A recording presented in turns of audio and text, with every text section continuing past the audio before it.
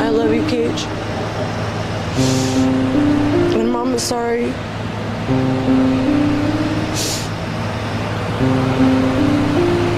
For ever losing you.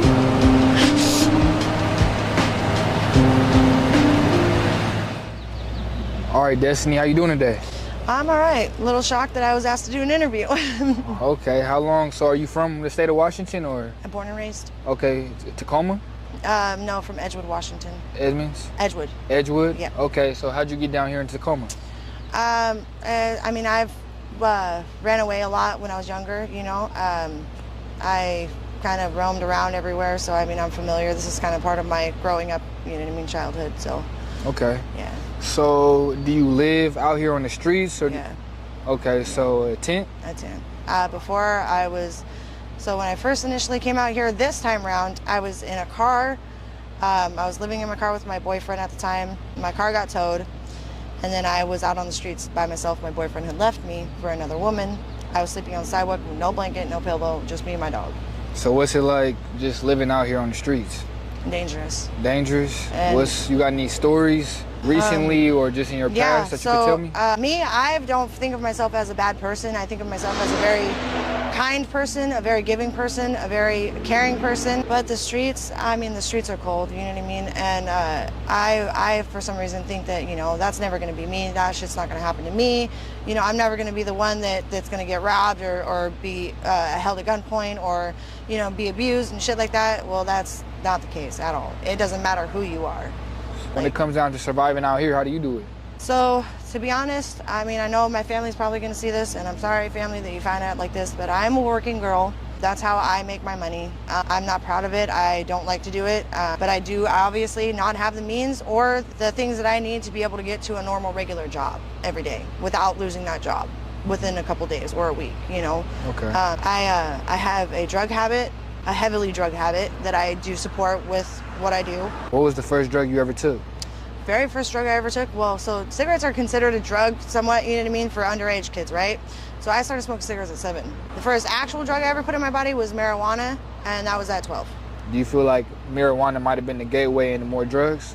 Marijuana is medicinal. It can be, yes, for some people, but I found out that you are set up to, you are pretty much fucked out straight out the gate to be a drug addict if your parents, one of them has been a drug addict before. Okay, so one of your parents was a drug addict. So if there's drug history in your family line, you are going to be a drug addict at one point or another because you have an addictive personality. Okay, so obviously drugs played a part in your family and growing up?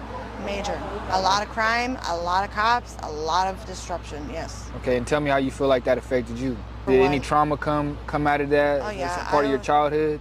Sexually assaulted as a child by family, not my immediate family, but you know, family that was close enough. 据 Destiny 所述，这些事都是由外婆告诉她的。她那时才3、4岁，并不记得。而对她骚扰的人是她同母异父的哥哥的叔叔。另外，在她读3年级、4年级时，也有类似的骚扰遭遇。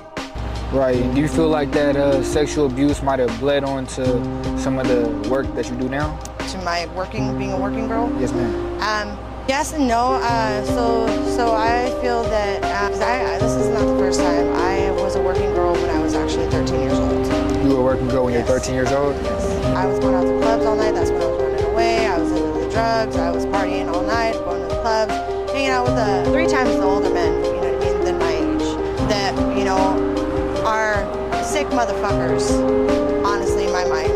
But at that time, it was the only attention I could get. I've always been an overweight girl. I was picked on at school. Never got along with anybody because nobody wanted to be my friend. So, and the people that I was friends with, when their parents seen where I lived, their parents told them they could never speak to me again. So, because of the childhood that I had to deal with, of my overweight and the way that people had treated me in school and stuff like that, all I wanted was to be accepted by people. And so those were the only people that were able to accept me, whether it was for my physical features, which I was developing breasts at the age of 6. So. Destiny 说，只要能在别的生活方式中找到幸福，她就会立刻放弃现在的生活。I'm ready for that because I'm not happy here. I mean, I've lost my son twice to CPS. After getting him back for a year, I've lost family. I've lost my one and only true love. My happy ending, unfortunately. So you have kids. How many? One. One? How old were you when you had your first kid? I had him in 2018. I was 26. 26? Do you ever see him? Not anymore. Do you have anything that you would like to say to him if he ends up seeing this, or any of your family members see this? Do you have anything to say to the camera? I love you, Cage. And Mom is sorry for losing you.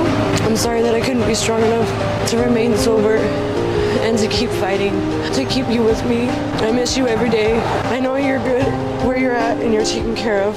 And I'm happy that you're taken care of and you're loved every day.